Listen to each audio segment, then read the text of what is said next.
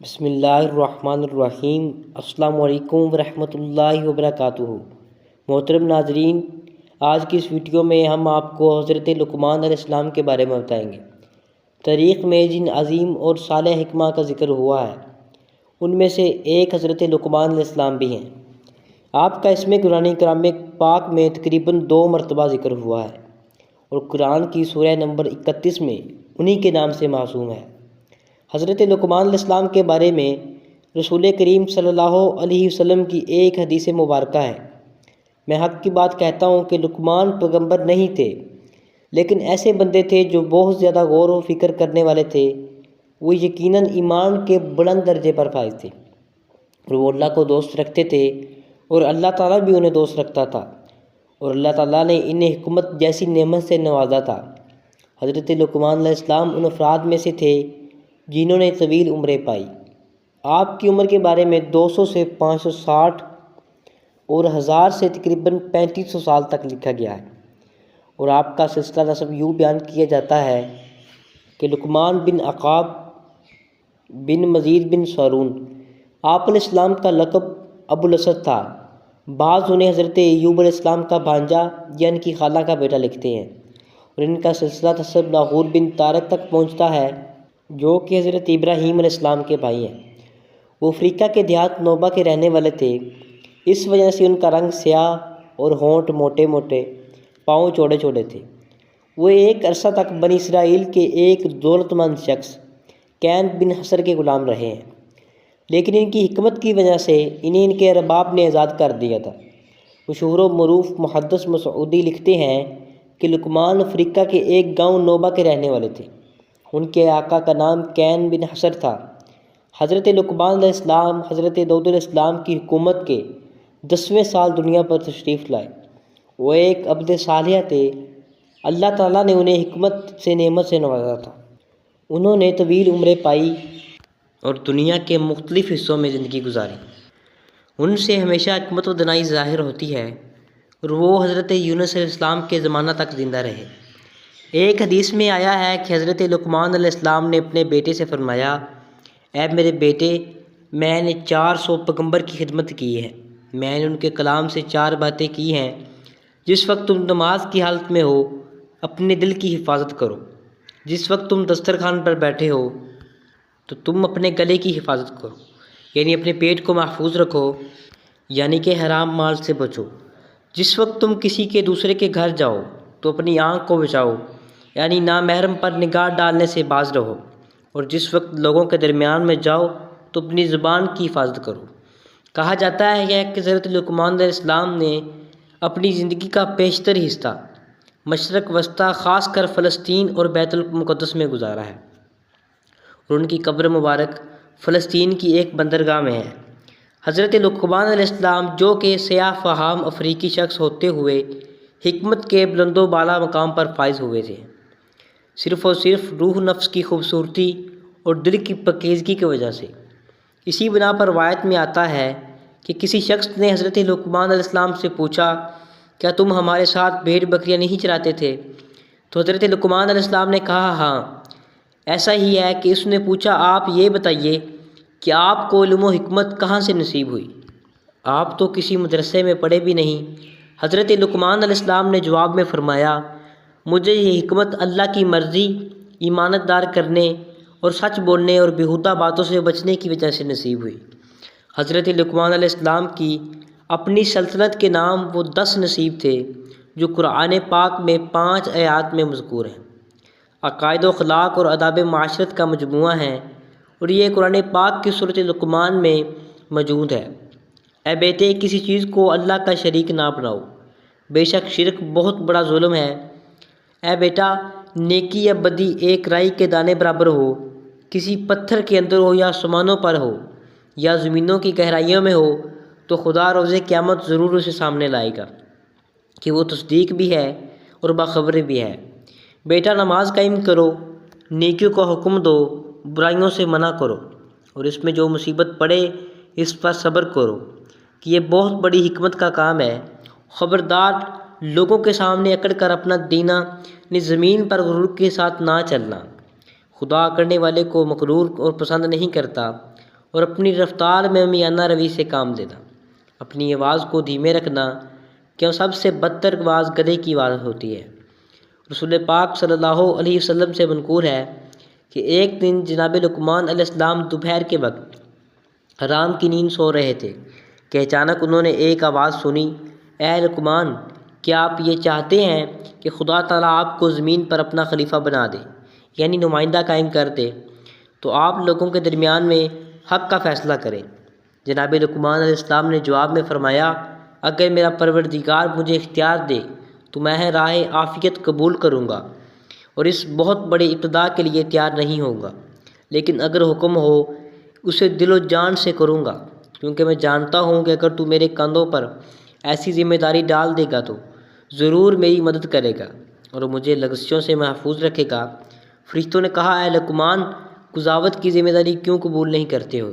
جناب لقمان علیہ السلام نے کہا، کیونکہ لوگوں کے درمیان قضاوت کرنا سخت ترین مناظر ہے اور اہم 3 مراحل میں سے ہے۔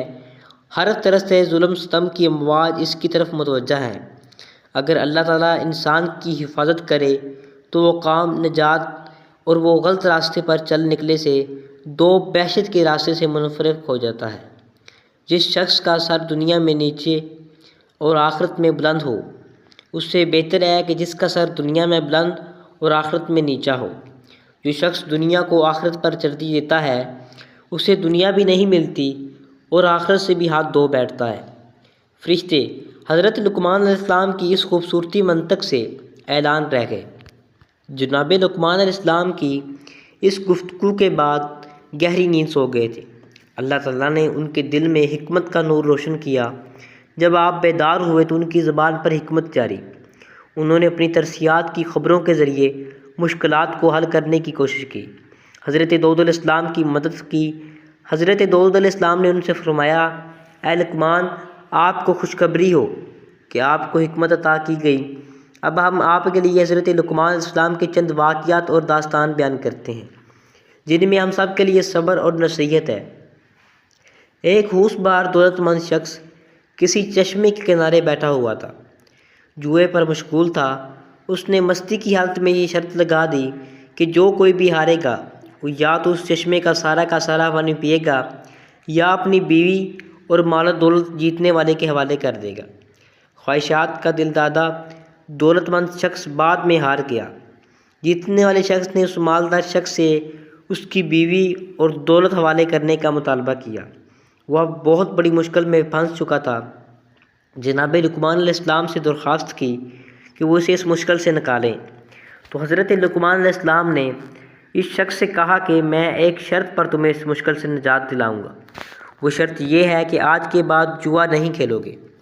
اس مالدار شخص نے حضرت لقمان علیہ السلام کی شرط قبول کر لی۔ جناب لقمان علیہ السلام نے اس سے کہا کہ جس وقت تو جیتنے والا شخص تمہارے پاس آ کر چشمے کا سارا پانی پی لے یا ساری دولت اور بیوی حوالے کرنے کا مطالبہ کرے تو اسے یوں کہو، اگر تمہاری مراد وہ پانی ہے جو کل اس ندی میں تھا اس لیے تاکہ میں پیوں، اگر مراد وہ پانی ہے جو اس وقت موجود ہے تو تم چشمے میں منہ بند کرو تاکہ بچنے والا باقی پانی، اور اگر تمہاری مراد وہ پانی ہے جو آئندہ اس ندی میں جاری ہوگا تو آئندہ ابھی تک آیا ہی نہیں، لہٰذا صبر سے کام لو۔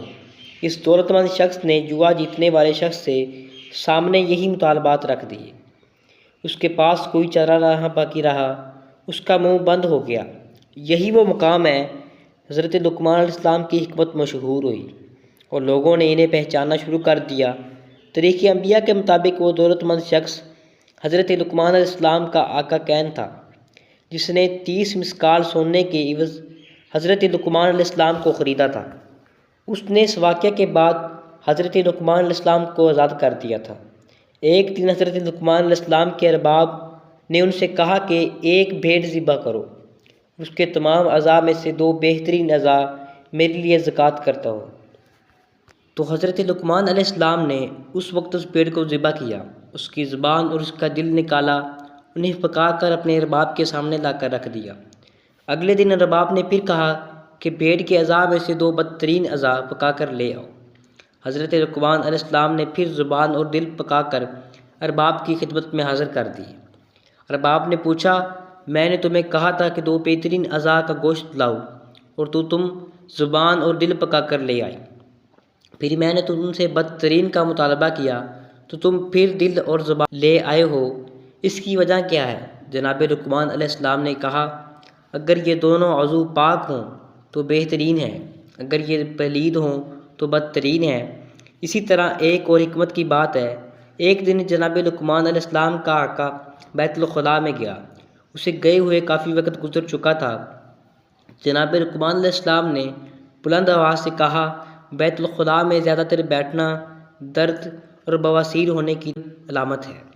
بیت الخلاء کی حرارت مغز میں جذب ہونے کا موجب ہے، لہٰذا ابدال کی حد تک بیٹھو اور اٹھ کر باہر آ جاؤ۔ اس کے بعد دوسروں کو سمجھانے کے لیے یہی بات بیت الخلاء کے دروازے پر لکھ دی گئی۔ حضرت لقمان علیہ السلام کے آقا کے بہت زیادہ بغات اور غلام تھے۔ جناب لقمان بھی ان کے غلاموں میں شامل تھے۔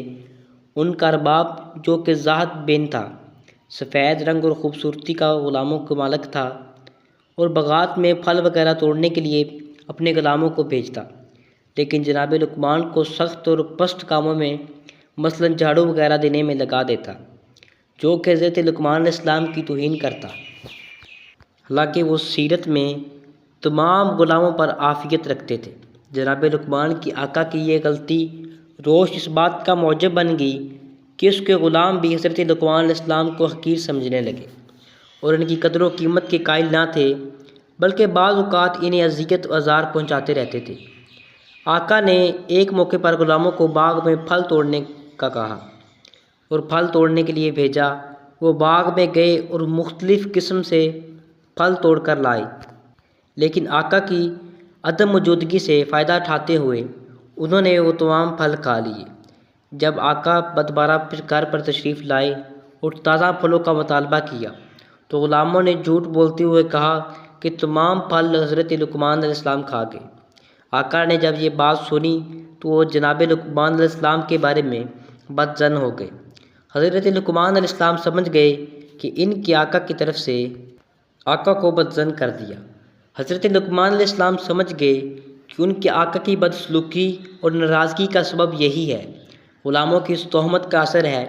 وہ اپنے آقا کے پاس گئے اور اسے یہ تجویز دیتے ہوئے کہا، اے میرے آقا، آئیے اور ہم سب غلاموں کا امتحان لیں تاکہ آپ کو ہمارے درمیان میں سے اچھے اور برے کا علم ہو سکے۔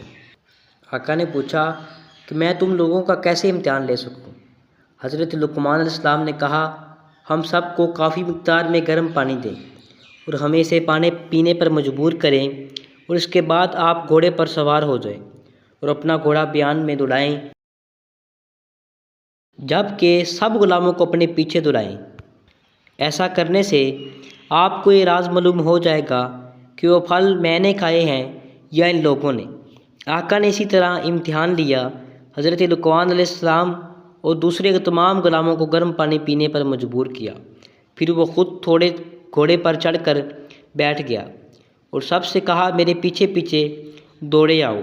سب ارباب کے پیچھے دوڑنے لگے اور زیادہ دیر نہ گزری کہ جن غلاموں نے پھل کھائے تھے دوڑنے کی وجہ سے ان کی حالت خراب ہو گئی، اور ان لوگوں نے جو پھل وغیرہ کھائے تھے انہیں کیا کر دیا۔ یوں آقا سمجھ گیا کہ پھل لقمان نے نہیں بلکہ دوسرے غلاموں نے کھائے ہیں اور لقمان پر تہمت لگائی ہے۔ بس جناب لقمان اپنے آقا کے سامنے سرخرو ہو گئے اور دوسرے غلاموں کو شرمندگی کا سامنا کرنا پڑا۔ حضرت لقمان ایک مدت تک کسی دوسرے شخص کے غلام تھے۔ تمام غلاموں میں سے حضرت لقمان سے بہت زیادہ محبت کرتا تھا، یہاں تک کہ وہ جب بھی غذا کھاتا تو پہلے اپنے غلام حضرت لقمان علیہ السلام کے پاس لاتا تاکہ وہ بھی کھائیں۔ جب وہ کھانا کھا لیتے تو ان کا بچا ہوا کھانا بطور تبرک بڑے شوق سے تناول کرتا۔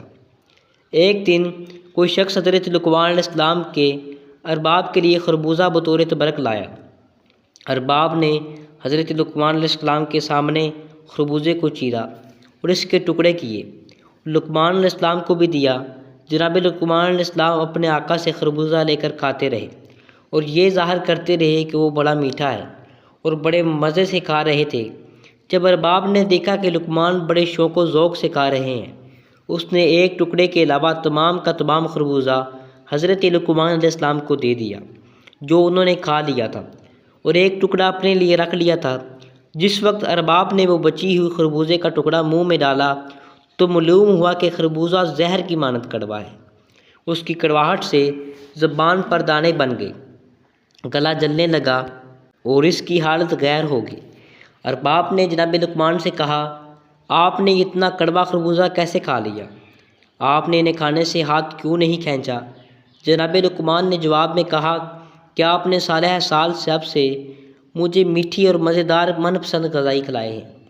اب جب کہ ایک بار کوئی کڑوی چیز آ گئی ہے تو کیا یہ مناسب ہے کہ میں اسے نہ کھاتا اور اس پر اعتراض کرتا اور نمک حرام ہو جاتا؟ بلکہ حق اور شکر گزاری کا تقاضا یہی ہے کہ میں خاموش رہتا۔ بس اے خدا کے بندے، تم خدا کی نعمتوں میں غرق ہو جاؤ۔ جب بھی زندگی میں تھوڑی دیر کے لیے کوئی تلخی مشکل آ جائے تو نہ شکری مت کرو۔ ایک دفعہ حضرت لقمان علیہ السلام نے اپنے بیٹے کو یوں نصیحت فرمائی، اے میرے بیٹے، واضح رہے کہ حضرت لقمان علیہ السلام کی بہت زیادہ اولاد تھی، لیکن وہ اپنی بات کا آغاز یا بنیاد یعنی اے میرے بیٹے کہہ کر کرتے تھے، جس سے لگتا ہے کہ ان کا شاید ایک ہی بیٹا تھا۔ تاریخ نے اس بیٹے کا نام بران لکھا ہے، لیکن ان کا خطاب تمام اولاد سے ہوتا تھا۔ البتہ یہ تجربہ کار خطبہ کار کا طریقہ ہے کہ وہ بڑوں کو مخاطب کر کے چھوٹوں کی توجہ اپنی طرف معدول کرتے ہیں اور انہیں واعظ و نصیحت کرتے ہیں۔ چنانچہ آپ نے اپنے بیٹے سے کہا، اے میرے بیٹے، اپنے دل کو لوگوں کی خوشنودی اور ان کی تعریف و تقدیر سے وابستہ مت کرو، کیونکہ ایسی کوئی چیز کوشش کے باوجود انسان کے ہاتھ میں نہیں آتی۔ بیٹے نے کہا، میں چاہتا ہوں کہ اس بارے میں کوئی عملی مناظرہ ہو تاکہ موضوع کو بہتر طور پر سمجھ سکوں۔ حضرت لقمان علیہ السلام نے فرمایا، اٹھو اور گھر سے باہر چلو تاکہ میں موضوع کو سمجھا سکوں۔ حضرت لقمان علیہ السلام اور ان کا بیٹا گھر سے نکلے۔ ان کے پاس ایک گھوڑا تھا اور جناب لقمان علیہ السلام اس پر سوار ہوئے اور بیٹا پیدل ہوا اور ان کے پیچھے روانہ ہوا۔ وہ چلتے چلتے ایک گروہ کے پاس پہنچے۔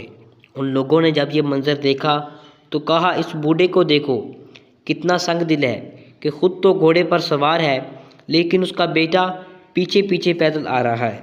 سچ بات ہے کہ کس قدر غلط کام ہے کہ حضرت لقمان علیہ السلام اپنے بیٹے سے کہا، کیا تم نے ان کی باتیں سنی؟ بیٹے نے کہا، جی ہاں۔ حضرت لقمان علیہ السلام نے کہا، اب میں پیدل چلتا ہوں اور تم گھوڑے پر سوار ہو جاؤ۔ چلتے چلتے ان کی ملاقات ایک اور گروہ سے ہوئی۔ اس گروہ نے جب یہ منظر دیکھا تو کہا، یہ دونوں باپ بیٹا کتنے برے لوگ ہیں۔ باپ اس اعتبار سے برا ہے کہ اس نے اپنی بیٹی کی صحیح تربیت نہیں کی۔ بیٹا تو سوار ہے جبکہ بوڑھا باپ پیدل چل رہا ہے، اور بیٹا اس لحاظ سے برا ہے کہ اسے اپنے باپ پر رحم نہیں آیا اور اس پر ظلم کر رہا ہے، کیونکہ باپ کا یہ حق ہے کہ اس کا احترام کیا جائے اور وہ گھوڑے پر سوار ہو۔ حضرت لقمان نے اپنے بیٹے سے کہا، آپ نے ان کی باتیں سنی؟ بیٹے نے کہا، جی ہاں۔ جناب لقمان نے فرمایا، اب ہم دونوں سوار ہو جاتے ہیں۔ وہ دونوں گھوڑے پر سوار ہو گئے اور آگے بڑھ کر چلتے رہے۔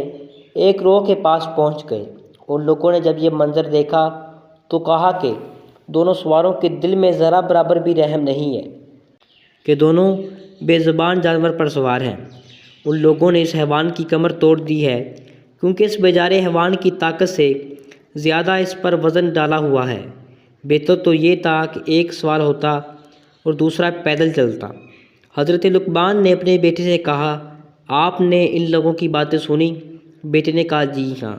جناب لقمان نے کہا، اس بار ہم دونوں گھوڑے کے پیچھے پیچھے پیدل چلتے ہیں۔ دونوں گھوڑے سے اترتے ہیں اور اس کے پیچھے پیدل روانہ ہوتے ہیں۔ وہ چلتے چلتے لوگوں کے ایک گروہ کے پاس پہنچے۔ ان لوگوں نے کہا، یہ دونوں عجیب قسم کے افراد ہیں، سواری کے ہوتے ہوئے دونوں پیدل چل رہے ہیں اور سواری کو خالی چھوڑا ہوا ہے، یہ کس قدر احمق ہیں۔ حضرت لقمان علیہ السلام نے اپنے بیٹے سے فرمایا، کیا آپ نے ان لوگوں کی گفتگو سنی ہے؟ اس نے عرض کی، جی ہاں۔ جناب لقمان نے فرمایا، کیا لوگوں کو راضی کرنے کے لیے اس کے علاوہ اور کوئی چارہ ہے؟ آپ جب کو صورتحال یوں ہے کہ کبھی لوگوں کی رضامندی کو اپنا محور و مقصد قرار مت دو، بلکہ خدا بندی کی رضا اور خوشنودی کو اپنے مقصد اور ہدف قرار دو، تاکہ دنیا آخرت میں سعادت اور کامیابی حاصل کر سکو۔ روایت میں ہے کہ ایک دن حضرت لقمان علیہ السلام نے اپنے بیٹے کو 3 نصیحتیں کرتے ہوئے کہا، اے بیٹے، ان 3 نصیحتوں کو اپنے حافظے میں محفوظ کر لو اور ان پر عمل کرنا۔ اپنا راز اپنی بیوی کو مت بتانا، عوان یعنی حکمران کے دفتروں سے دوستی مت کرنا، نئی اور کم ظرف سے قرض مت لینا۔